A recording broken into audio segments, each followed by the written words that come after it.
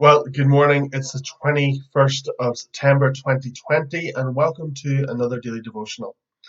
This morning, my time with the Lord, I was in Galatians chapter 2, and verse 20 has been a life verse of mine for years and years and years. And it says this. It says, "For I've been crucified with Christ, and it is no longer I who live, but Christ who lives in me. Then the life I live now in the flesh, I live by faith in the Son of God who loved me and gave himself for me. For I have been crucified with Christ, and I no longer live, but Christ lives in me. The life I live in the flesh, I live by faith in the Son of God who loved me and gave himself for me." This is such a key scripture, such an important scripture for our understanding of how we live the Christian life. One of the things we'll often say is that Jesus died so that I could live, and in one sense that's absolutely true because he died in our place. But in another sense, Jesus didn't die so you could live, he died so that you could die. He lives that you might live. Because we've been crucified with Christ.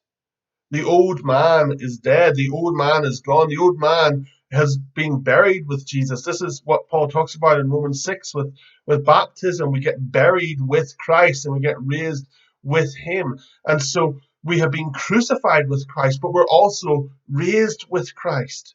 And he gives us that spirit of resurrection as the first fruits, guaranteeing our inheritance, the resurrection of our bodies. And so Paul here is saying, listen, I've been crucified with Christ. It's no longer me who lives, but it's Christ in me that lives. Man, that's going to shift our priorities. That's going to change the way we think. That's got to change how we live our lives. Because we're not living our lives for self anymore. We're living our lives for Christ. Because I no longer live. Christ lives in me. The life that I live by faith in the Son of God. See, the lifestyle of faith always finds its focal point in Jesus. We live by faith in the Son of God. Why? Because he loved me and he gave himself for me. Yes, Jesus died for the world. Jesus died for sinners. Jesus died to bring redemption. But he died for me. He gave himself for me. And he died for you. And he gave himself for you. And it's so important that we grasp this and personalize it.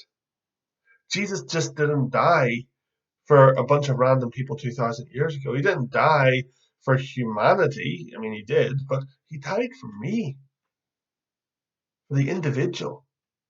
And he gave himself for me, the individual. And so we can say, I've been crucified with Christ. And it's no longer I who lives, but Christ who lives in me. The life I live by faith in the Son of God, who loved me and gave himself for me. We live this life taking up our cross daily, crucifying the old man, but living to the new.